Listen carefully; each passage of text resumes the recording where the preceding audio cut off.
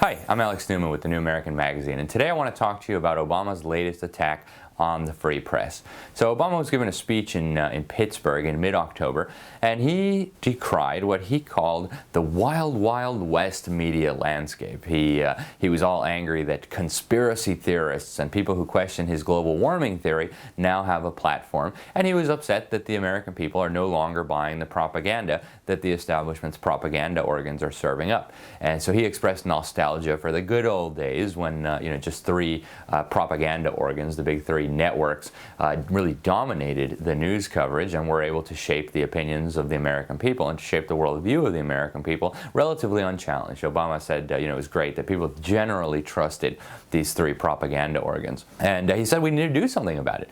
According to him and his words, we need a curating function that'll help the American people sort truth from lies. Now, this would be really funny if it weren't so serious, because at this point I think the overwhelming majority of the American people have realized that the media is totally corrupt, is lying, is distorting reality, is manufacturing fake scandals, and is just incredibly untrustworthy. And if you look at the polls, they bear this out. The Associated Press, with one of its partners, did a poll, and they found that just 6% of Americans really trust the media. You had another poll that came out that showed that less than a third of American people have even a fair amount of trust in the media. And among Republicans, it's even worse. Less than 15% of the American people, or of the Republicans, have any trust in the media.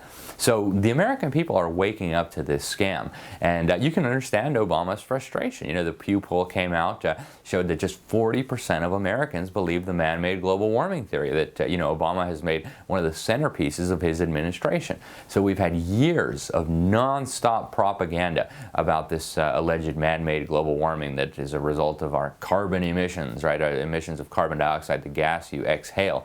And then we're all going to die if we don't submit to, carbon regulations and taxes under the UN and under the Obama administration.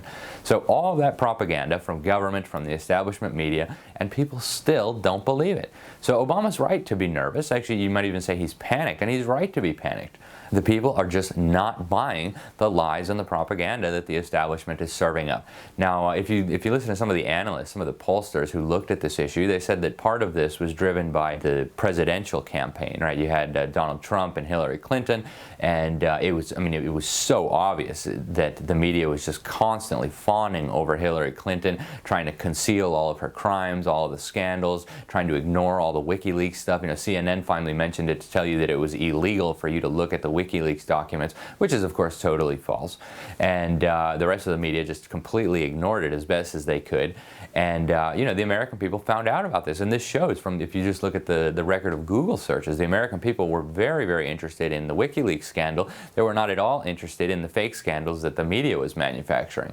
And when you compare the coverage of Clinton with the coverage of Trump, you just had the establishment media just foaming at the mouth with outrage over Trump and making things up, just deliberately, openly making things up. And this applies to the pseudo-conservative establishment media too. If you look at some of the dying publications, the National Review and the Weekly Standard, these kind of neocon journals that like to pretend that they're so sophisticated and that they're serious, while all the rest of us deplorables are can't be taken seriously. Well, they're dying, and their credibility is dying. You saw National Review devoted a whole issue to try to stop Trump, and conservatives and Republican voters just kind of laughed it off, and Trump won in a landslide. So regardless of what you think about Trump, it's very clear just from the polls and from the primaries and from all of it that Americans are tuning out the establishment media. People do not trust them anymore, and that is a very good thing. So you can understand why Obama would want a curating function to try to restore some semblance of propaganda. Actually, one of his czars, the Cass Sunstein, his regulatory czar, even proposed a ban on conspiracy theorizing. So, this is the kind of wackos that he has put in his administration. People who want to ban conspiracy theorizing, people who want to have government curating functions, John Holdren, who thinks forced abortions and adding sterilizing agents to the water supply, Obama's science czar, thinks that would be a good idea. according to his own book, actually, Eco-Science.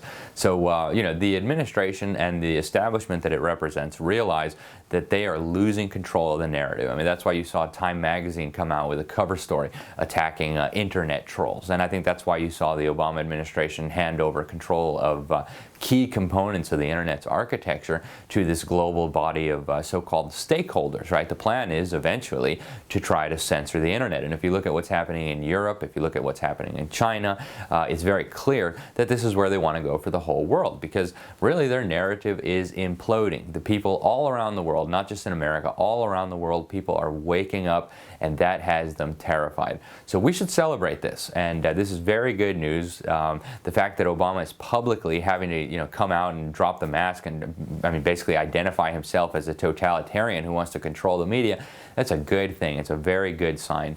Now, you guys, you know, consumers of the alternative media, people who enjoy the truth and people who appreciate publications and media sources that are out there doing their best to tell the truth, keep up what you're doing. You know, share the articles, share the videos, donate if you can to any of the different alternative media organizations that are out there trying to get the truth. And if you look at the numbers, it's just incredible.